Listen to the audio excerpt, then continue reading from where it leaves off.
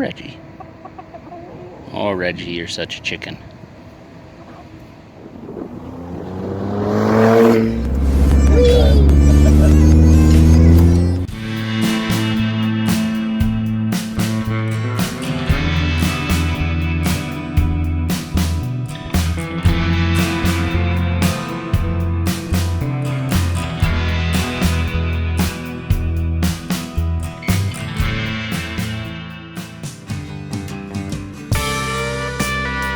So I took the opportunity, there's Chi-Chi, hi Chi-Chi, give myself a bit of a head start, and I filled up this upper reservoir with some fuel. Looks a little gross actually, there was some dirt in there, but it's pretty hard to clean out. I cleaned up what I could with a damp paper towel, but that'll just keep us from having to pull our guts out to fill that reservoir before this will run. Obviously cleaned up the surface there where this is going to mount. There's lots of dirt and some gasket stuck there, so that's about where that's sitting. Get this carburetor back on and tidy everything up, maybe fiddle with the governor just a little bit, and then see if we can't get it running and give it a little wash up. So without further ado, this is the first time I've pulled on this thing, so I'm not expecting it really to go first pull because it is dry and everything, but hopefully it won't fight too much and we'll be able to get it going. Let's see what happens.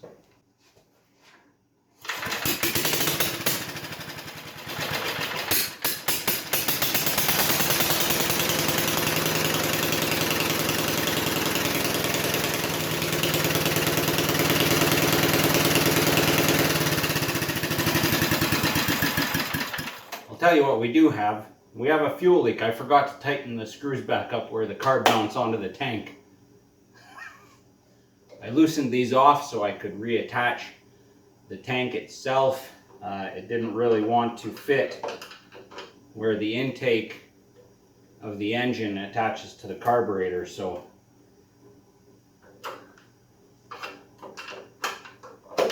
minor thing in one sense. I guess it's major if we light everything on fire.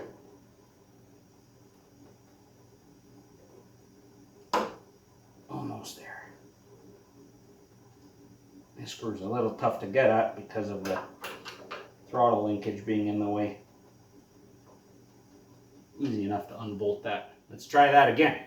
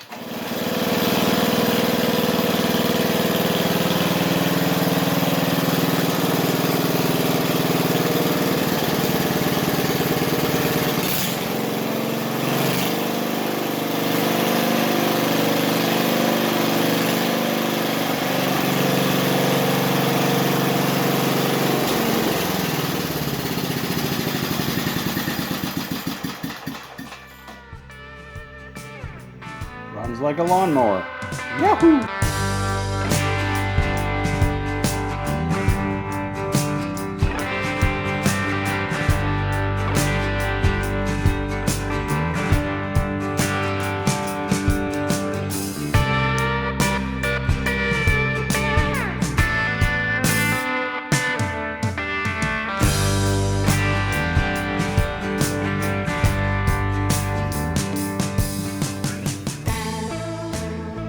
Well, I was fixing to load this up to take it back to Scott's, and thought I'd see how much fuel was in it, and when I looked I found something in the tank here that shouldn't be there, so I'm going to try and get it out. I don't have needle nose quite long enough.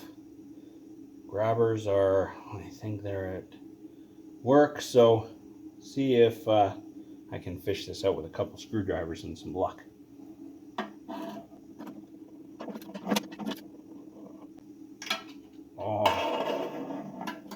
think it's a stick. Scott.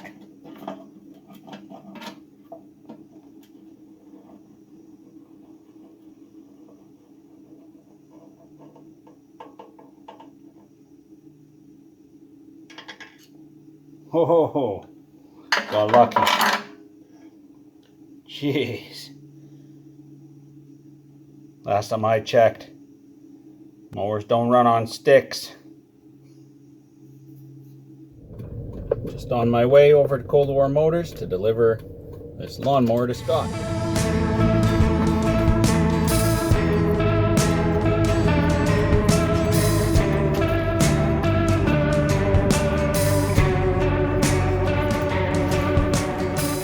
Alright, well, I'm just on my way to work. I didn't take any footage at Scott's because that's not really my place to, but pulled out the mower, fired it up, it ran.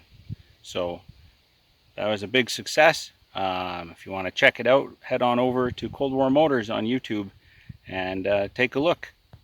Cheers. Stars shining bright above me. Time to get back on the Briggs here, and before I get it running, what I'd really like to tackle is this linkage. So when this is pushed forward, this should engage the cutting blades, and when it's pulled back, it should pull on this roller and actually force this assembly forward to slack off the belt, and that's how it disengages the blade, which are normally driven by this chain. But there's this kind of linkage here that seems to be not really working properly, and I think its purpose is that if you just set the handle down, it's kind of like a dead man, and that would disengage the blades as well. So I'm just going to play around with this and see if I can figure out how to make it work. I don't know, there really isn't any information on it. It is missing, looks like it should have had a cover over most of this, but that's long gone, and I don't think I'll find it at my local Eaton's store anytime soon. So, oh well. It's all very strange. So I think I'm zeroing in here. I mean, this obviously, with the handle forward,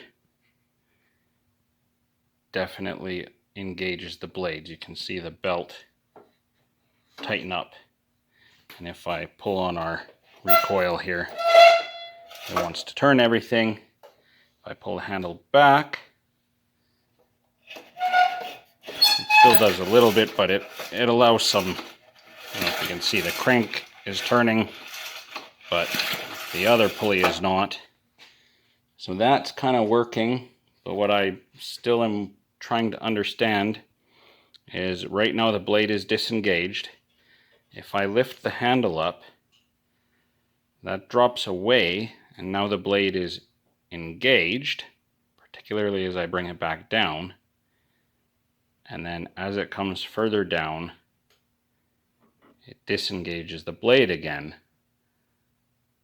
which makes sense, except that if this is in the engaged position, it doesn't do that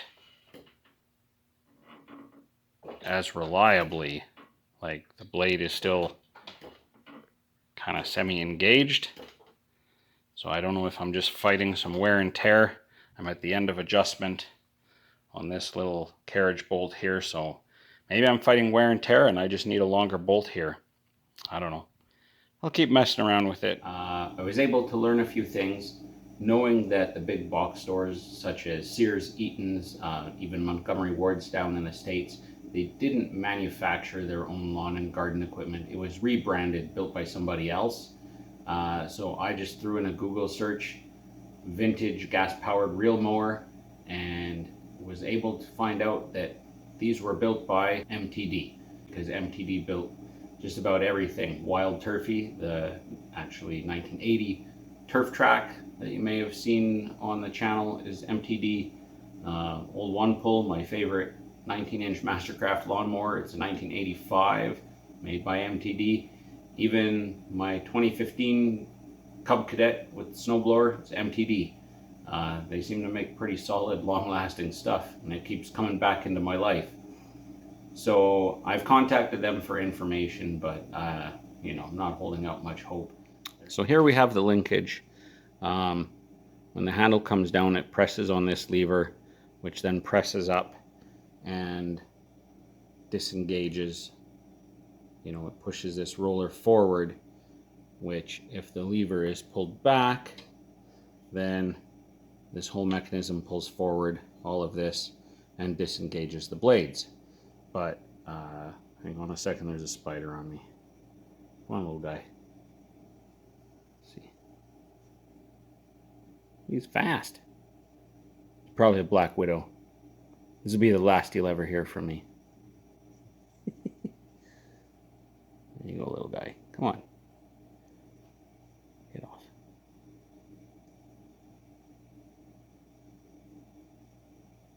All right. That was fun. Anyway, because this carriage bolt really kind of sit off center from this, I thought maybe it was reversed, but it turns out no, this is wrong. So I'm going to flip that back. This bolt back here, I don't really know what it does, but when this lever is reversed, that bolt catches on this part of this linkage. So maybe I'll just pull it out. I don't know. It doesn't, again, it doesn't seem to be serving any discernible purpose. The other thing I kind of need maybe a longer carriage bolt to get enough action on this, but I don't know. It's going to take a lot of messing around, I think. Well, I don't know. I've kind of got this so that kind of set up as it was before, but I removed that extra bolt. So it does, you know, right now we're released. There isn't really tension on here. I don't know. That doesn't seem quite right. The video I saw, there was a lot of movement. There should be actually a guard over this that bolts on here, and there was a lot of movement in it, and this doesn't move very much. But again, it's quite a different linkage, so maybe it's not supposed to. I don't know. Doesn't make much sense. I also don't really know what's going on here with this. Similar on the other side. See, I can't see. There's only one bolt here that kind of controls this angle other than the lip on the sheet metal here, which is pretty flimsy, so I don't know really what's going on there. This is obviously bent and needs to be straightened out, but that's not really affecting anything. I mean, it's missing lots of parts. There should be a cover that bolts on here to cover the chain, and then, like I say, another cover over these belts, but I mean, we're not going to find those. So in the meantime, what I have done is I've locked this linkage here all the way back just by tightening up the handle bolt there, so it's kind of fixed. And it's kind of where we're at right now. It kind of works. I don't know. Kind of doesn't. I'd like to see it work a little better, but I guess it'll be okay for now. The next thing I need to tackle is when I had it running briefly, or was trying to get it running, something in here in the recoil is making a heck of a screeching sound. So I'm going to take this back off and see what's going on there. Maybe it just needs a little lubrication, get it running good. But if I can't cut some grass with this by the end of the month, which is maybe unlikely anyway because of the deck project, which requires some more materials, realistically, I'm going to have to move on to this. Don't mind the table legs. It's the old dining room table.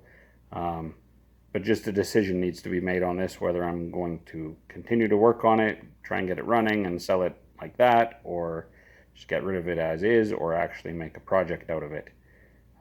Pretty cool machine, 440 LC, 1978. That was a pretty hot machine in its year, but I don't know. I haven't gotten it running yet. I was told it ran when it parked, you know, the old story. But it'd be nice to have the space, just with a decision made on that. So if this does not pan out soon, it's getting kicked back to the back burner, and this is next. Cheers.